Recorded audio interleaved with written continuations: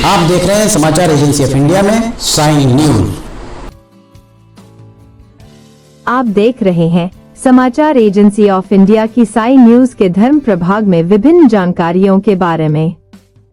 देवाधिदेव महादेव भगवान शिव और माता पार्वती के पुत्र भगवान श्री गणेश का मस्तक कटने और उनके शरीर में मस्तक के स्थान पर हाथी का सिर लगाए जाने की कथाएं तो आपने सुनी होंगी, किंतु आप शायद यह नहीं जानते होंगे कि भगवान श्री गणेश के जिस सिर को काट दिया गया था वह कहाँ गया, उसका क्या हुआ। आज हम आपको इसी बारे में बताने जा रहे हैं। अगर आप बुद्धि के दाता भगवान गणेश की आराधना करते हैं और अगर आप एक दंत भगवान गणेश के भक्त हैं तो कमेंट बॉक्स में जय गणेश देवा लिखना न भूलिए। गणेश पुराण के अनुसार पार्वती जी के पुण्य व्रत के प्रभाव से जब परमात्मा श्री कृष्ण ही उनके यहाँ पुत्र रूप में अवतरित हुए तो समस्त देवता गौरी नंदन गणेश का दर्शन करने के लिए कैलाश पर पधारे।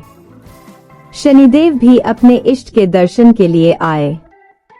जब पार्वती जी ने शनिदेव को बालक के दर्शन के लिए कहा तो शनिदेव ने अपनी दृष्टि नीचे झुका ली, क्योंकि उनकी पत्नी ने ही उन्हें शाप दिया था, तुम जिसकी ओर दृष्टिपात करोगे वही नष्ट हो जाएगा।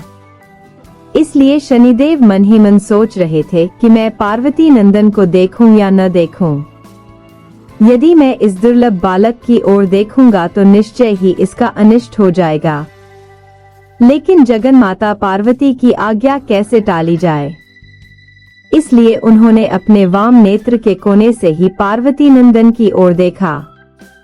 शनिदेव की शापग्रस्त दृष्टि पड़ते ही भगवान शिव और पार्वती जी के लाडले पुत्र का मस्तक धड़ से अलग हो गया और वहां से अदृश्य होकर गोलोक में अपने अभीष्ट परमात्मा श्री कृष्ण में लीन हो गया। इसी तरह भगवान गणेश जी की एक कथा बहुत ही रोचक है। एक बार भगवान शिव ने क्रोधवश गणेश जी का सिर उस समय धड़ से अलग कर दिया था जब उन्होंने मां पार्वती को मिलने से रोका था। तब माता पार्वती बहुत दुखी हुई थीं। जब उन्होंने शिवजी से गणेश जी को जीवित करने की विनती की, शिवजी ने ब्रह्मा जी से एक हाथी का सिर लाने को कहा और उसे गणेश जी के धड़ से जोड़ दिया। जानकार विद्वानों का कहना है कि पौराणिक कथा के अनुसार गणेश जी का कटा हुआ सर शिवजी ने एक गुफा में रख दिया था।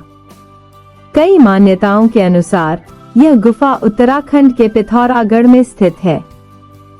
इस गुफा में आज भी गणेश जी के कटे हुए सर की विशेष पूजा होती है। ये गुफा पहाड़ के करीब 90 फीट अंदर बनी हुई है।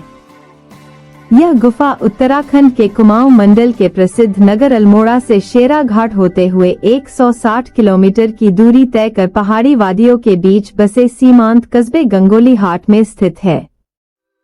पाताल भुवनेश्वर गुफा उत्तराखंड के पिथौरागढ़ जिले में गंगोली हाट से 14 किलोमीटर दूर स्थित है। यह गुफा भगवान शिव और गणेश की कई पौराणिक कथाओं को समेटे हुए है। समुद्र तल से 1350 मीटर की ऊंचाई पर स्थित पाताल भुवनेश्वर गुफा मुख्य द्वार से 160 मीटर लंबी और 90 मीटर गहरी है। लोक कथाओं के अनुसार इस गुफा में भगवान शिव विराजमान है और भगवान गणेश का कटा हुआ सिर भी इसी गुफा में सुरक्षित है। यहाँ हर वर्ष हजारों की संख्या में लोग दर्शन करने और देखने आते हैं। मान्यता है कि इस गुफा की खोज राजा ऋतुपर्णा ने की थी, जो सूर्य वंश के राजा थे और त्रेता युग में अयोध्या पर शासन करते थे। राजा ऋतुपर्ण हिरण का पीछा करते करते इस गुफा तक पहुंच गए थे, तब उन्होंने इस गुफा की खोज की थी। उन्हें उस दिन उस गुफा में भगवान शिव सहित 33 करोड़ देवताओं के दर्शन हुए थे। यह स्कंद पुराण के मानस खंड में वर्णित किया गया है कि आदि शंकराचार्य ने 1191 ई में इस गुफा का दौरा किया था। जानकार विद्वानों का कहना है कि स्कंद पुराण में इस गुफा का उल्लेख मिलता है। ऐसा माना जाता है कि भगवान शिव के क्रोध के बाद भगवान गणेश का सिर धड़ से अलग हो गया और इस गुफा में आकर गिर गया। यह भी माना जाता है कि भगवान शिव ने मूल सिर को पाताल भुवनेश्वर गुफा में रखा था। जानिए किस आकार का है मस्तक और मस्तक पर टपकती है दिव्य बूंद। भगवान गणेश का सिर चट्टान के आकार में है, जिसके ऊपर 108 पंखुड़ियों वाला ब्रह्मकमल बना हुआ है, जिसमें से अमृत की बूंदें भगवान गणेश के सिर पर गिरती हैं। ऐसा माना जाता है कि ब्रह्मकमल की स्थापना यहाँ भगवान शिव ने की थी। पाताल भुवनेश्वर गुफा में काल भैरव जीव के भी दर्शन होते हैं। मान्यता है कि काल भैरव के मुंह से गर्भ में प्रवेश कर उसके अंत तक यानी पूंछ तक पहुंच जाए तो उसको मोक्ष की प्राप्ति हो जाती है। गुफा में भगवान गणेश की शिला रूपी मूर्ति के ऊपर 108 पंखुड़ियों वाला शबाष्टक दल ब्रह्मकमल शोभायमान है। इस ब्रह्मकमल से भगवान गणेश के मस्तक पर जल की दिव्य बूंद टपकती है। मुख्य बूंद आदि गणेश के मुख पर गिरती दिखाई देती है। कहा जाता है कि इस गुफा से पता चलता है कलयुग का अंत कब होगा। इस गुफाओं में चारों युगों के प्रतीक रूप में 4 पत्थर मौजूद हैं। इनमें से एक पत्थर जिसे कलयुग का प्रतीक माना जाता है, वह धीरे धीरे ऊपर उठ रहा है। गुफा के बारे में कहा जाता है कि यहाँ भगवान शिव और 33 करोड़ देवता मौजूद हैं।